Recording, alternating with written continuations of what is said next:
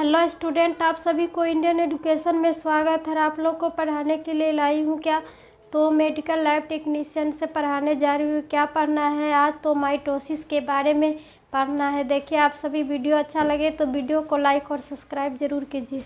क्या पढ़ना है तो चैप्टर 3 में आज का विषय क्या है तो सूत्री विभाजन या माइटोसिस। सूत्री विभाजन का दूसरा नाम क्या है तो माइटोसिस।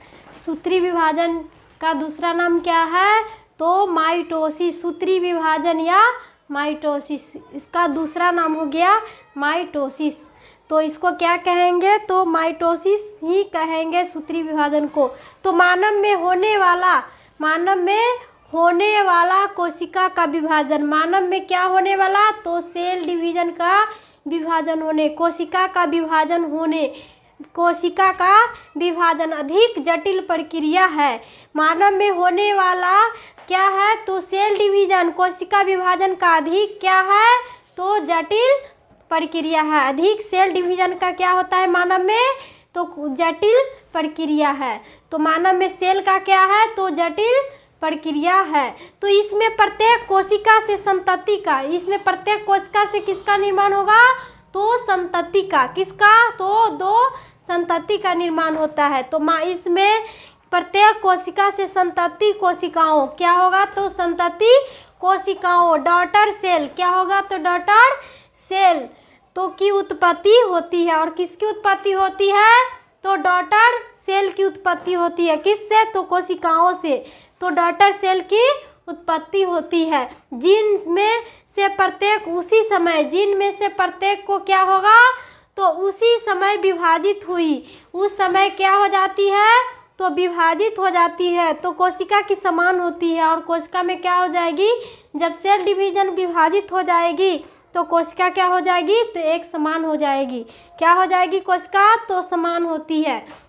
तो इस प्रकार का विभाजन क्या होगा तो कायिक कोशिकाओं, सोमैटिक सेल क्या हो जाएगा तो सोमैटिक सेल्स कोशिका क्या होगा तो कायिक कोशिका में होता है। और कहाँ पर हो जाती है तो सेल कायिक कोशिकाओं सोमैटिक सेल में होता है। तो जिससे शरीर की वृद्धि होती है। और जिससे किसकी वृद्धि होती है सेल डिवीजन से तो शरीर की वृद्धि होती है। सेल से किसकी वृद्धि होगा तो शरीर की ही वृद्धि होती है। तथा कायिक कोशिकाएं क्या हो जाती है तो पुनः स्थापित हो जाती है। पुनः क्या हो जाती है सेल डिवीजन होने पर क्या हो जाती है तो कायिक कोशिकाएं दो बराबर भागों में विभाजित हो जाती है और पुनः स्थापित हो जाती है।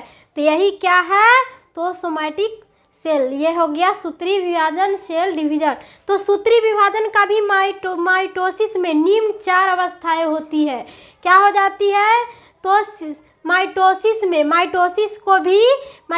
में निम्न 4 अवस्थाएं होती है। माइटोसिस में कितनी अवस्थाएं होती है तो 4 अवस्थाएं होती है। पहला नंबर में क्या है तो पूर्वावस्था। पहला नंबर में क्या है तो पूर्वावस्था को क्या कहेंगे तो प्रोफेज कहेंगे।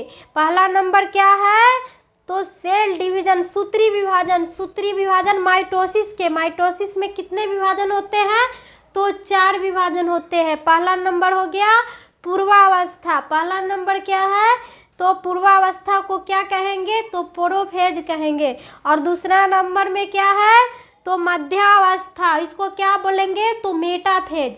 दूसरा नंबर में क्या है तो मध्यावस्था, इसको क्या बोलेंगे तो मेटाफेज।